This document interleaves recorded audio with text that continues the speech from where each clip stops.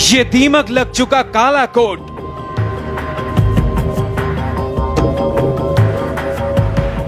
ये फटी सदरी,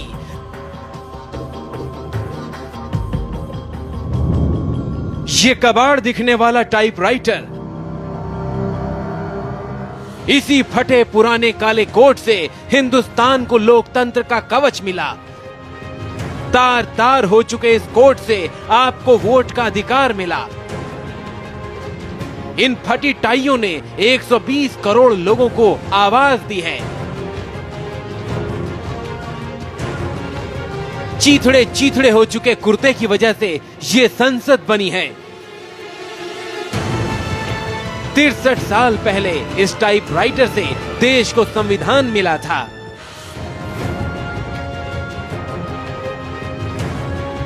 आज ये सारी निशानियां बोलेंगी, हर हिंदुस्तानी को हिला देंगी।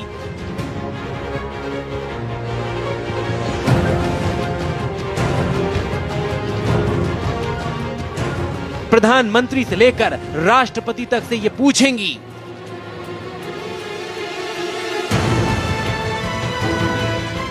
हर पार्टी को झकझोर देंगी।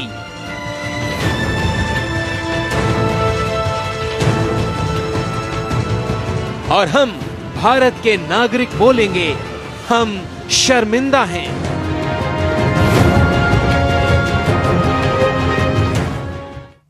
हम शर्मिंदा हैं। कोई भी गैरतमंद हिंदुस्तानी ये तस्वीरें देखने के बाद नजरें नहीं उठाना चाहता। कल पूरा देश दुनिया के सबसे बड़े लोकतंत्र के निर्माता डॉक्टर भीमराव अंबेडकर की 122वीं जयंती मनाने जा रहा है। बड़े बड़े नेता उनकी तस्वीरों और मूर्तियों पर हार चढ़ाने की तैयारी में हैं। उन तमाम नेताओं से हमारी अपील है कि आज ये तस्वीरें जरूर देखें और फिर देश की जनता को जवाब दें कि ऐसा क्यों हुआ। इंडिया टीवी के रिपोर्टर अभिषेक उपाध्याय की आंखें खोल देने वाली ये रिपोर्ट देखिए। बाबा साहब भीमराव अंबेडकर, भारत के संविधान के निर्माता। अंबेडकर की तस्वीरों की पूजा होती है। बड़ी बड़ी पार्टियां उनके नाम पर वोट मांगती हैं, जिनकी मूर्तियां भारत में राष्ट्रपिता महात्मा गांधी से ज्यादा हैं। देखने में लगता है कि भारत में अपने संविधान निर्माता की कितनी कद्र है, कितनी अहमियत है। अरबों रुपए सिर्फ बाबा साहब के नाम पर देश में खर्च हो जाते हैं। उनके बारे में बनाए गए कार्टून से देश की संसद ठप हो जाती है, हिंसा भड़क जाती है, केंद्र सरकार माफी मांगती है। लेकिन ठहरिए, आज इंडिया टीवी आपको जो तस्वीर दिखाने वाला है वो चीख चीख कर कहेगी कि अंबेडकर के नाम पर देश में कितना बड़ा आडंबर हो रहा है। अब आने वाली हकीकत को जरा गौर से देखिए। चलिए चिंचोली, बाबा साहब अंबेडकर की दीक्षा भूमि नागपुर के पास। इस इमारत में बाबा साहब अंबेडकर की तकरीबन सारी निशानियां हैं। करीब 400 वो नायाब निशानियां जिन्होंने भारतवर्ष यानी इंडिया की बुनियाद पड़ते देखा है। अब जरा इस इमारत के अंदर चलकर इसका हाल देखिए। घुसते ही आपकी आंखें पथरा देने वाली ये पहली तस्वीर, बाबा साहब का वेस्ट कोट। इस वेस्ट कोट का हर छेद देश को चलाने वाले के खोखले जज्बात की गवाही दे रहा है। इसी को पहनकर अंबेडकर संविधान सभा जाया करते थे। जरा सोचिए, हिंदुस्तान के सबसे बड़े लोकतंत्र की नींव रखने वाले शख्स की याद को हमने कितना फटेहाल बना दिया है। दीमक इसे चाट चुका है। हालात ये हैं कि छू दो तो वो गिर जाए। इधर देखिए, हैंगर में टंगे इन पैंट और वेस्ट कोट को सिर्फ ढांचा बचा है। धब्बों और दीमक ने इन्हें बर्बाद कर दिया है। अब जरा आगे चलिए।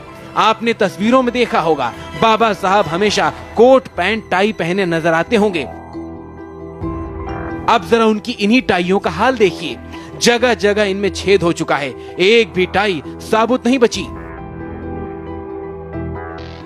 शायद आपके घर में रखा पोंछे का कपड़ा भी इससे बेहतर हालत में होगा।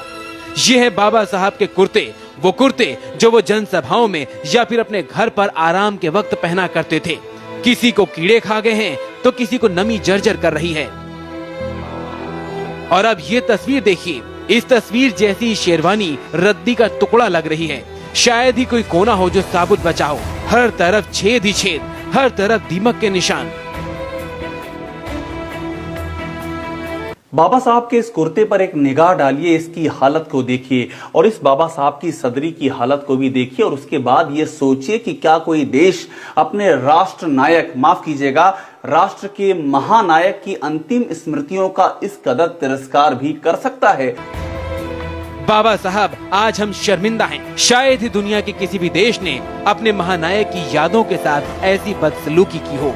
बाबा साहब की सफेद कोट को हमारी बेकदरी ने काला कर दिया है, लेकिन दुख है कि इस कालिख पर न संसद जाम होती है, न नेता बयान देते हैं और न ही किसी सरकार की नींद खुलती है। बाबा साहब के इस कोट पर जरा गौर कीजिए। सिर्फ यही कोट नहीं, बाबा साहब का एक और कोट है जो मैं आपको दिखाने जा रहा हूं। बाबा साहब का ये कोट, इस पर भी ध्यान दीजिए। इन कोटों में बाबा साहब की कई तस्वीरों को आपने कई बार देखा होगा, लेकिन दुख की बात यह है कि बाबा साहब की ये निशानियां, इन निशानियों की स्मृतियां अब धीरे धीरे करके नष्ट होती जा रही हैं। यहाँ की हर तस्वीर एक एक तमाचा है उन लोगों के चेहरों पर जो बाबा साहब के नाम पर राजनीति तो करते हैं, लेकिन हकीकत में बाबा साहब के सिद्धांतों और उनकी निशानियों से इनका कोई लेना देना नहीं है। अंबेडकर की ऐसी मूर्तियां तकरीबन हर शहर में मिल जाएंगी। वही कोट है, टाई है, चश्मा है, सब कुछ पत्थरों में है। यादें भी पत्थर हो चुकी हैं। अंबेडकर की इन स्मृतियों को पत्थरों के रूप में आप तमाम जगहों पर देख सकते हैं, लेकिन जो हकीकत में स्मृतियां हैं वो एक कमरे में दीमकों के हवाले कर दी गई हैं। उनकी सुध लेने वाला कोई